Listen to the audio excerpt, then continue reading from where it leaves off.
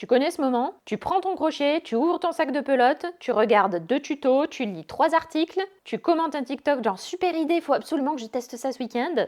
Et pourtant, zéro maille montée. Le néant, le vide intersidéral. Bienvenue dans ce que j'appelle le faux travail. Ça ressemble à du crochet, ça sent le crochet, ça parle de crochet, mais spoiler, ce n'est pas du crochet. Tu sens une sorte de micro-satisfaction du genre je suis active ou actif dans ma passion, mais la réalité, c'est que t'as rien créé. Ni aujourd'hui, ni cette semaine, ni peut-être depuis 2023. Moi aussi, je suis tombée dans le piège, plein de fois. Exemple, je veux créer un modèle et en fait je passe des heures sur Pinterest avec des débats de dingue du style est-ce que je le fais en coton ou en laine plutôt? Et plutôt cette laine-là ou plutôt cette laine-là? Et bien sûr, zéro prototype, nada, le néant créatif. Aujourd'hui, l'outil de distraction en plus, c'est l'outil que j'utilise aussi pour créer. Je veux écrire un modèle, ok, j'ouvre mon ordinateur.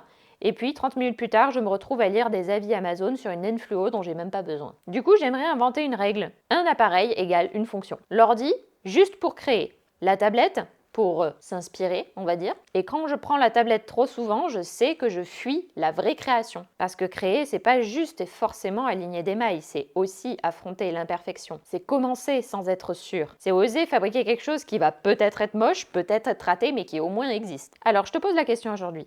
Est-ce que tu crées vraiment? Ou est-ce que tu as tendance à passer peut-être un tout petit peu trop de temps sur Pinterest comme moi? Aucune culpabilité, juste un constat. Et en plus, c'est souvent par période, donc c'est pas trop grave non plus. C'est plutôt pour constater et t'inviter à vraiment crocheter, à vraiment fabriquer, parce qu'on en a besoin.